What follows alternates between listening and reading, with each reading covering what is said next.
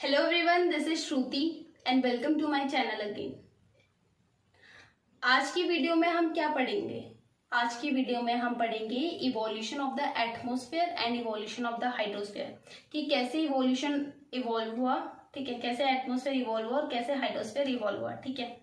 जो हमारी पिछली वीडियो थी उसमें हमने देखा था कि लिथोस्फेयर कैसे इवॉल्व हुआ था, ठीक है, कि क्या प्रोसेस थी लिथोस्फेयर के इवोल्यूशन को लेकर। हमने ये पढ़ा था कि कैसे जो लाइटर मटेरियल है और हैवियर मटेरियल है वो सिंक हो रहा था इंटीरियर की तरफ, और लाइटर मटेरियल था वो बाहर की तरफ सरफेस की तरफ सिंक हो रहा था, जिसकी वजह से लेयर बन रही थी। तो हम वहां पर बोल पा रहे थे कि इवोल्यूशन हो गया किसका, लिथोस्फेयर का।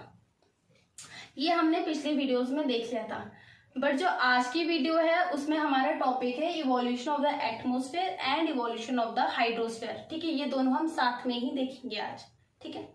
तो इवोल्यूशन ऑफ द एटमॉस्फेयर को पहले देखते हैं कि एटमॉस्फेयर का इवोल्यूशन कैसे हुआ, ठीक है। तो आपको पता है evolution of the atmosphere, atmosphere यानी कि एयर वाला पार्ट, हाइड्रोस्फेयर यानी कि वाटर वाला पार्ट, ये हमने देख लिया था, ठीक है।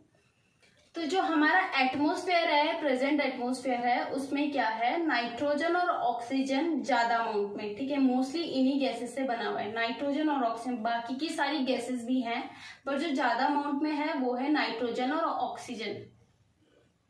पर हमारे माइंड में क्या आता है, क्वेश्चन आता है कि जो अभी का एटमॉस्फेयर है वो क्या सिमिलर है, सेम है पुराने वाले एटमॉस्फेयर से, या जो पुराना वाला एटमॉस्फेयर है वो थोड़ा डिफरेंट रहा होगा अभी के एटमॉस्फेयर से, ठीक है। क्या चीज ऐसी रही होगी जो जिसकी वजह से जो पुराना वाला एटमॉस्फेयर है उसको इवॉल्व होना पड़ा अभी के प्रेजेंट एटमॉस्फेयर की तरफ, ठीक है। ऐसी क्या प्रोसेस रही होगी, ठीक है। तो यही हम देखेंगे कि कैसे जो हमारा एटमॉस्फेयर है, जो अभी प्रेजेंट एटमॉस्फेयर है, वो कैसे इवॉल्व हुआ, ठीक है।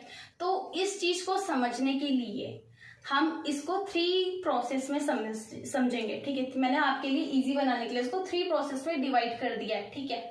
तो जो हमारी पहली स्टेज है, पहली प्रोसेस है इवोल्यूशन ऑफ द एटमॉस्फेयर को लेके, वो है लॉस ऑफ प्राइमोडियल एटमॉस्फेयर, कि जो प्राइमोडियल एटमॉस्फेयर है। अब प्राइमोडियल क्या होता है, ये क्वेश्चन भी आएगा आपके दिमाग में कि जो ये प्राइमोडियल जैसा वर्ड लिख रखा है इसका मतलब क्या होता है। जब हम हिस्ट्री पढ़ते हैं तो हिस्ट्री में क्या होती है, जब हम पुरानी चीजों के बारे में पढ़ते हैं तो हम क्या वहां पर क्या लिखते हैं, एंशिएंट लिखते हैं, ठीक है। हिस्ट्री के टर्म पे हम उसको एंशिएंट लिख के डिनोट कर देते हैं कि जब हम पुरानी चीजों को पढ़ते हैं। पर जब हम किसी ज्योग्राफी के बारे में पढ़ रहे हो, जब हम ज्योग्राफी में पढ़ रहे हो, तब हम अगर पुरानी चीजों के बारे में पढ़ रहे हो तो हम उसे प्राइमोडियल लिखते हैं, ठीक है। प्राइमोडियल यानी कि प्राचीन, पुरानी, ठीक है। तो लॉस ऑफ प्राइमोडियल एटमॉस्फेयर यानी कि पुराना एटमॉस्फेयर में कुछ लॉस हुआ था, ठीक है। क्या हुआ था वो देखेंगे, ठीक है। तो जब मैंने आपको, जो हमारी पहली क्लास थी, आप क्या करना, जोड़ते जोड़ते चले जाना, ठीक है। ये सेशन, ये जो चैप्टर है आपका बेसिक वाला, ये एंड होने वाला है। तो अब मैंने जो आपको पहली क्लास से पढ़ाया था आप उसको कनेक्ट करते रहना, ठीक है। अब जब मैंने आपको पहली क्लास में पढ़ाया था तो मैंने आपको नेब्यूला के बारे में पढ़ाया था कि कुछ नेब्यूला होता है। नेब्यूला क्या होता है, क्लाउड ऑफ डस्ट और गैसेस होता है, ठीक है। उसमें गैसेस रहती है। गैसेस कौन सी रहती है, हाइड्रोजन और हीलियम, ये 2 गैसेस रहती है, ठीक है। अब जो हमारा पुराना वाला एटमॉस्फेयर था उसमें भी 2 गैसेस थी, वो कौन सी थी, हाइड्रोजन और हीलियम, ठीक है। ये 2 गैसेस थी। अब क्या होता है, जो सन की सोलर विंड होती है, सोलर विंड के चलते क्या होता है, जो हाइड्रोजन और हीलियम रहती है वो क्या हो जाती है, उड़ जाती है, ठीक है। अब जब वो उड़ जाती है तो वहां पर क्या होता है, अर्थ के उस वहां पे जहाँ पे गैसेस रहती है उड़ जाती है तो वहां पर वैक्यूम क्रिएट हो जाता है। वैक्यूम यानी कि खाली जगह वहां पर क्रिएट हो गई। माना कि कोई चीज है, ठीक है, 2 चीज है, 2 चीज में से एक चीज चली गई, तो जिस जगह पर वो दूसरी चीज थी वहां पर क्या हो गई, जगह खाली हो गई। जब जगह खाली हो गई तो उसको फिलअप करने के लिए एक और चीज आएगी। तो वैसे ही क्या हुआ था, एटमॉस्फेयर अर्थ के केस में हुआ था।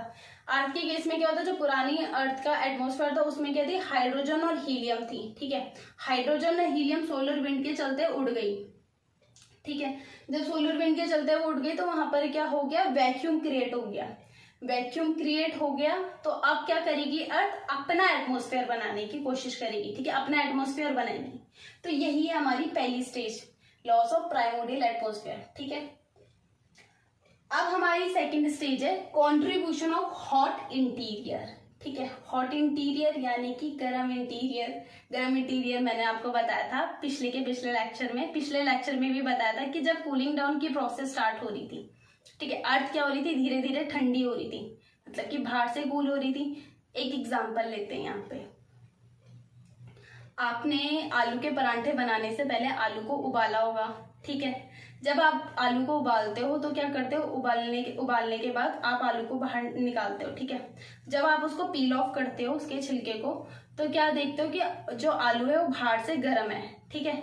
आप उसको थोड़ा ठंडे पानी में डुबाते हो, फिर उसके बाद उसको छीलना स्टार्ट करते हो, तो बाहर से ठंडा हो जाता है वो आलू, बट वो अंदर से उतना ही गर्म रहता है जितना पहले था, ठीक है। तो वही केस था अर्थ के साथ क्या केस हो रहा था, जो अर्थ थी वो बाहर से क्या थी, ठंडी हो रही थी और अंदर से उतनी ही गर्म थी। इंटीरियर अर्थ का क्या था, गर्म था।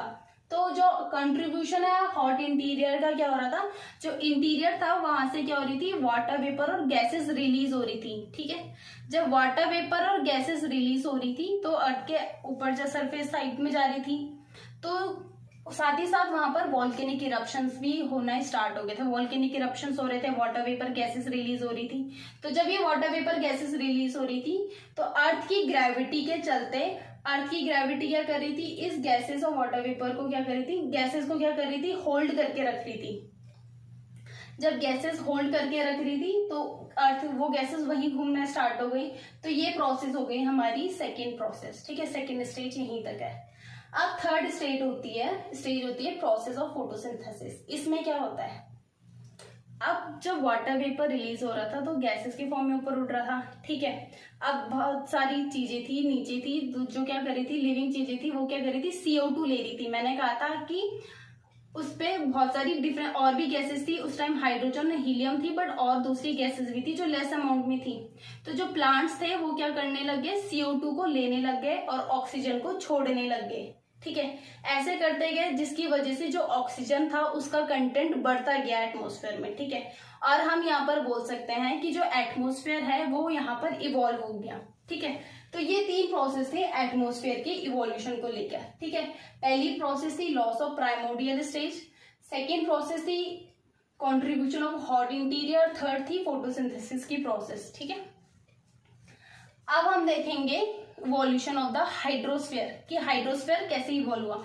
इसको कनेक्ट करके चलना इसके साथ, ठीक है। जो पुरानी क्लासेस थी, पुरानी जो लेक्चर दिए थे उसको भी कनेक्ट करके चलना है, ठीक है। अब वाटर साइकिल का इसमें बहुत बड़ा रोल है, ठीक है। मैंने यहाँ पर वाटर साइकिल लिख रखा है, इसको मैं अभी आपको डिफाइन कर देती हूँ, ठीक है। जब हाइड्रोस्फीयर यानी कि पानी वाला पार्ट, यहाँ पर मैंने आपको बताया कि क्या निकल रहा था, वाटर वेपर और गैसेस निकल रही थी, ठीक है। जब वाटर वेपर और गैसेस निकल रही थी तो ये क्या हो रहा था, इवेपोरेट हो रहा था, ठीक है। भाप बन के ऊपर जा रहा था। इवेपोरेट होगा तो कंडेंसेशन की प्रोसेस भी स्टार्ट होगी, यानी कि क्लाउड फॉर्मेशन भी होंगे। जब क्लाउड फॉर्मेशन होंगे तो क्लाउड क्या करेंगे, एक टाइम के बाद बरसेंगे, प्रेसिपिटेशन भी होगा, ठीक है। तो प्रेसिपिटेशन हो रहा था, बारिश गिर रही थी। अब माना कि अगर नीचे कोई डिप्रेशन है, ठीक है, उस डिप्रेशन में पानी गिर गया, ठीक है, तो वहां पर क्या हो गया, ओशन का फॉर्मेशन हो गया, ओशन बन गया बहुत बड़ा सा, ठीक है। ऐसे ही ये प्रोसेस चलती गई, इवेपोरेशन, कंडेंसेशन, प्रेसिपिटेशन। ये प्रोसेस जब बार बार साइकिल कंटिन्यू होती गई तो हम यहाँ पर बोल सकते हैं कि इवोल्यूशन ऑफ द हाइड्रोस्फीयर भी कंप्लीट हो गया। तो आज हमने क्या देखा, evolution of the atmosphere and evolution of the hydrosphere, ठीक है। तो इसी के साथ आपका आज का टॉपिक भी कंप्लीट होता है। अब हमारा चैप्टर एंड होने में आ गया, तो हम एक बार देख लेते हैं कि हमने इस चैप्टर में क्या क्या पढ़ा। इसमें सबसे पहले देखी कुछ थ्योरीज, ठीक है। उसमें से कुछ अर्ली थ्योरीज थी ओरिजिन ऑफ द अर्थ को लेकर, और मॉडर्न थ्योरी थी ओरिजिन ऑफ द यूनिवर्स को लेकर, ठीक है। फिर हमने देखा स्टार का फॉर्मेशन, की स्टार कैसे फॉर्म हुए, ठीक है। फिर उसके बाद हमने देखा प्लैनेट का फॉर्मेशन, की प्लैनेट कैसे बने, ठीक है, ये भी हमने देख लिया था चैप्टर में। फिर हमने सोलर सिस्टम के बारे में देखा कि सोलर सिस्टम क्या है, कितने प्लैनेट्स हैं, कितने मून से, ये भी देखे हमने। कौन से इनर प्लैनेट है, कौन से आउटर प्लैनेट है, किन प्लैनेट्स को टेरेस्ट्रियल और किन को जोवियन प्लैनेट बोला जाता है, ठीक है, ये सब भी हमने देख लिया था। फिर हमने मून का फॉर्मेशन भी देखा, ठीक है। फिर उसके बाद हमने देखा है लास्ट में इवोल्यूशन ऑफ द अर्थ, ठीक है। इवोल्यूशन ऑफ द अर्थ में हमने क्या देखा, evolution of the lithosphere, atmosphere and the hydrosphere. जब हमने ये सब चीजें देख ली, ये सारी चीजें मिलके क्या बनाती है, अर्थ को बनाती है। तो हमने इस चैप्टर को आज कंप्लीट कर दिया है, origin and the evolution of the earth. अगर आपको ये चैप्टर पसंद आया होगा तो प्लीज लाइक एंड शेयर कर दीजिएगा। Thank you so much.